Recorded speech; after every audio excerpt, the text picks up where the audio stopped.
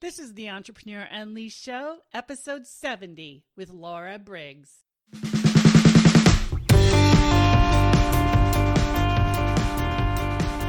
Hi, I'm Patty Keating, and I believe entrepreneurs are the future of the world.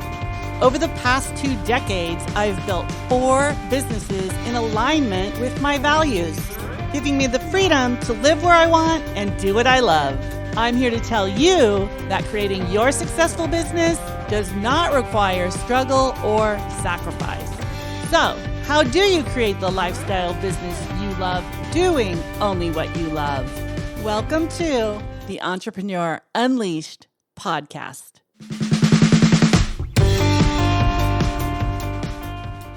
Well, hello, everyone. I'm so excited today to bring you Laura Briggs. She's an entrepreneur and a 2-time TEDx speaker. She's a freelance writer and a coach to freelancers. She's also the author of 3 books with Entrepreneur Press. Laura, welcome. Hey, thank you for having me. Thank you so much for being here. I'm really excited to learn more about you and your business and all the good things. So, is there anything you'd like to share? Give a brief introduction, but if there's anything you want us to know about you, now's the time. Yeah, sure. So I guess I'm also a military wife. My husband was in the Navy for 14 years, and together we own a nonprofit where we teach veterans and military spouses how to break into freelancing and build a flexible and mobile career that can follow them from base to base. Oh, that is so cool. Yeah, love it. So what inspired you to start your business?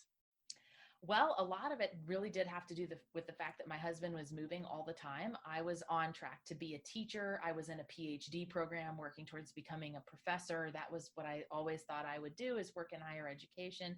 And when I met him and kind of burned out a little bit on teaching, I thought this is an opportunity to start fresh and do something else. And so I really just started Googling different business ideas that I thought I might be good at. I had no training in business or anything like that. So I was also looking for something with a not super steep learning curve or that would require me to go back to school, right? So It really started as a side hustle and it grew from there.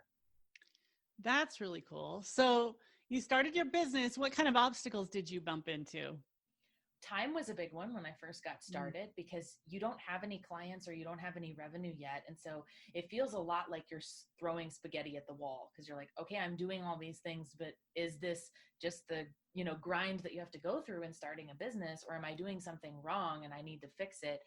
So that was really difficult for me to figure out at first, and just finding the time while I also had a day job. I stayed in my day job for 13 months and I work in a full-time position now and also have my business on the side. So it was good to have those skills and to implement them when I did. That was the biggest one. And I think the next biggest one was figuring out how to price my work. Never having been paid as a writer before, I had no idea, like, what do people pay writers? What is fair? What's someone with my experience worth? So I questioned that a lot.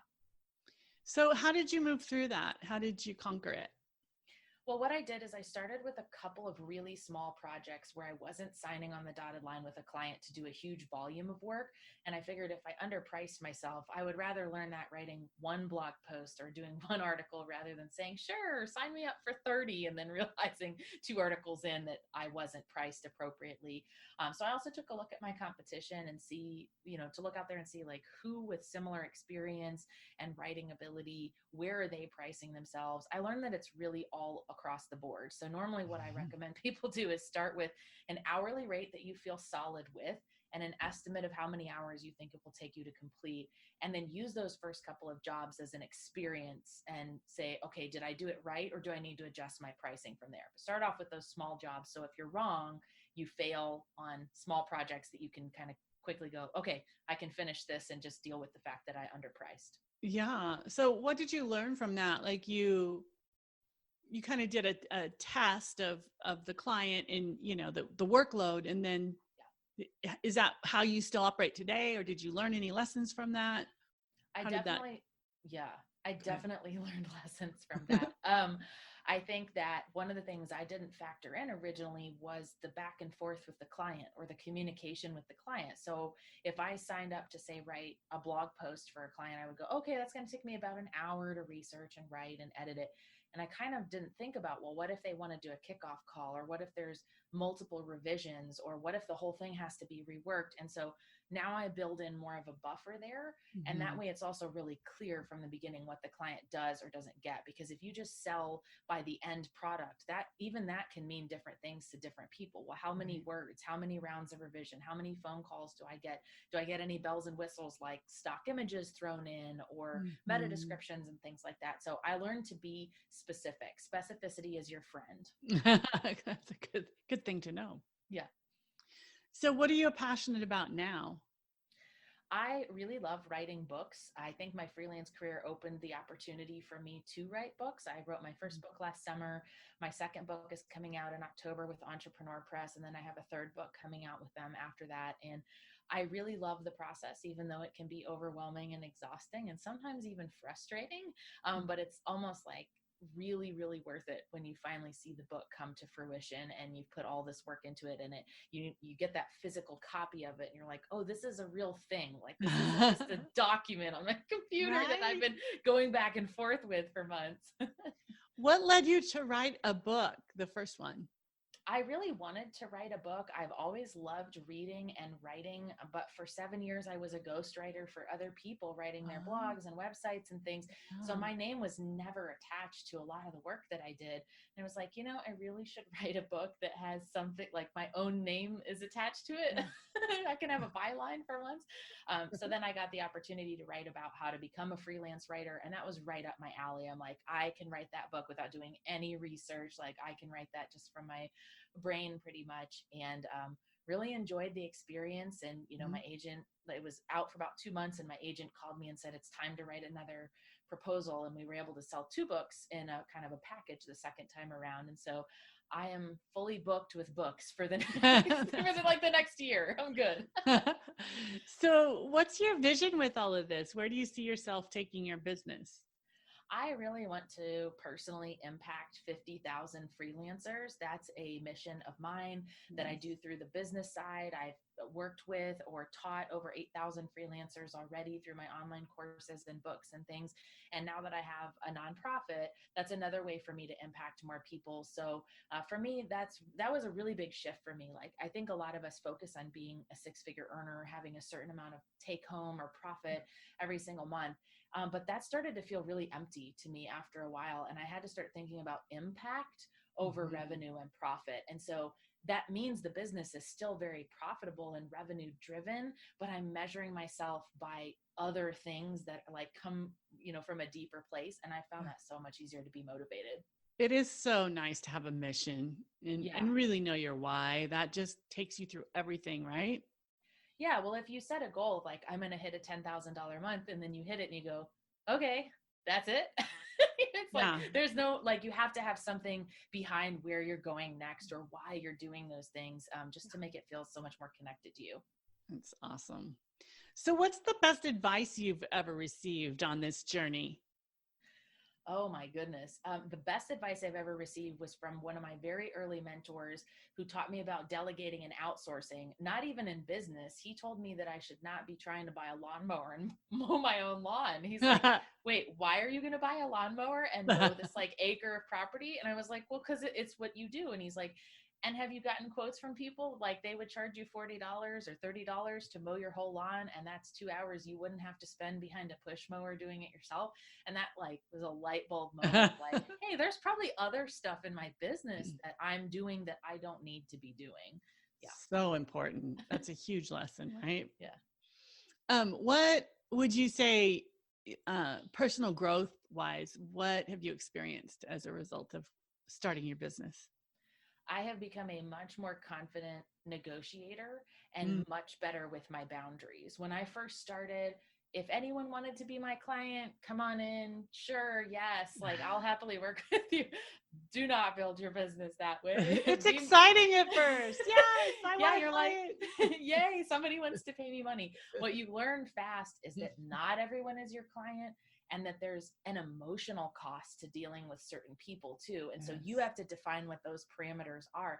I won't work with someone who's rude, for example. And one of the jobs I had before working for myself was at an insurance brokerage where the customer was always right, even if they were rude and screaming and cursing at you. And so when I went out for myself, I was like, I'm not doing that. Like, other people can have that mentality, but I want to work with nice people so that I feel like when they call me or when we have a video chat set up, I'm excited about it. I'm not worried about if this person goes off the rails. So I think that was a big one, learning to stand up for yourself and say, like, hey, this really isn't working out for me, or we're not the right fit to work together. I think there's a lot of power in that.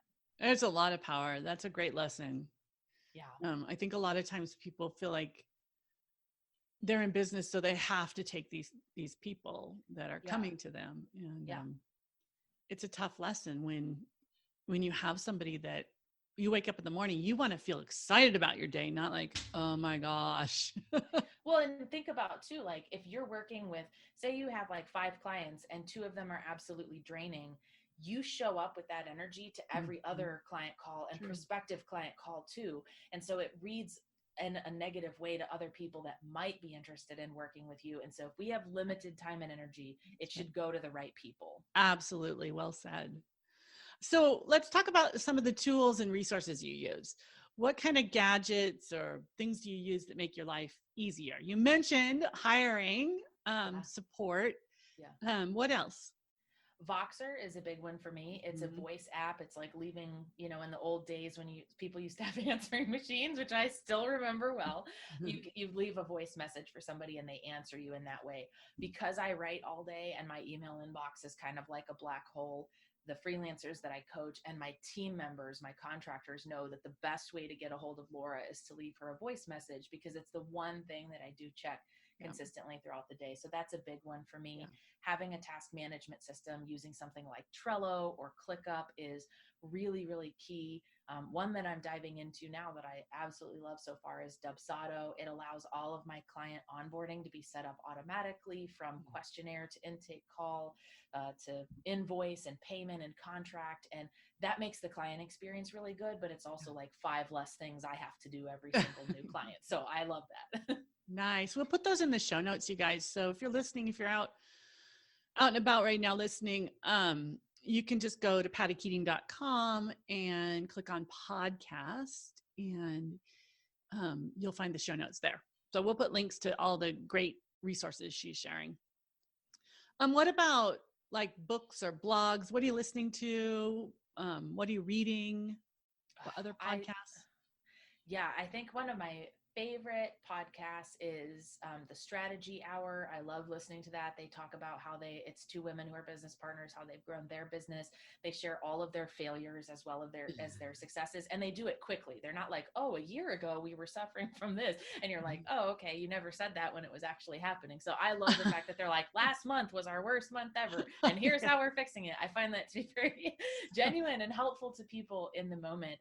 I love reading business books. I get to interview for one of the podcasts that I work on and produce. I get to interview some really inspiring people like Jason Fried from Basecamp and Jenny Blake, who wrote the book Pivot. And I'm getting ready to interview the author of The 5 Dysfunctions of a Team. And so I'm always reading like business and personal development books. I read quite a few books, probably 2 to 3 every week. So wow, I love devouring books. Do you do speed reading? No, I'm curious. So I took a speed reading course in college, and I found it actually slowed me down. I think I've just always been a fast reader. I mean, my husband always says that about me too. Like if we're reading something together, he's like, man, I'm like 3 pages behind you. He's like, I don't think I'm a slow reader, but I think that I've just always loved reading that. I have my own kind of pace for going about it. That's awesome. Okay. So looking back, if you were to do this all over again, what would you tell your younger self? Definitely stand up for yourself sooner. Like the minute that you get a red flag or your intuition says, no, not this project, not this person, don't go down this road, to really trust it and not try to talk yourself into doing it instead. I think that was a big one for me. And a huge one for me has been, be aware that burnout is a real thing. And so I wish I could go out and tell the Laura who just started her business, like, hey, you have a propensity to overwork. You need to be real mindful of that one and not let it spiral out of control, and purposely build space into your calendar to rest and recover, especially after something like a book launch or a course launch or finishing a big project with a client. Because I have a tendency to go like right back into it. And that's gotten me into trouble multiple times. Thank you so much for sharing your experience here today with us. I really appreciate it. Yeah, thank you. Hello and welcome. I'm recording this episode from my home office during self-quarantine as we were all asked to stay home due to the coronavirus. If you like what you hear and you'd like to hear more, please join me in my Facebook group. It's called the Unleashed Entrepreneurs. You can search that on Facebook. Come on over. It's a community of thriving entrepreneurs making a difference in the world, doing what they love, and changing lives. Hope to see you there. Enjoy the show. I hope you enjoyed this episode. Have you ever wondered what you could do to make your own business and grow it online? Head on over to pattykeating.com and take the entrepreneur code. You'll discover your unique value, your personality style, and how you can combine those two into a thriving business that helps people and lets you make money doing what you love. I'll see you there. Bye for now.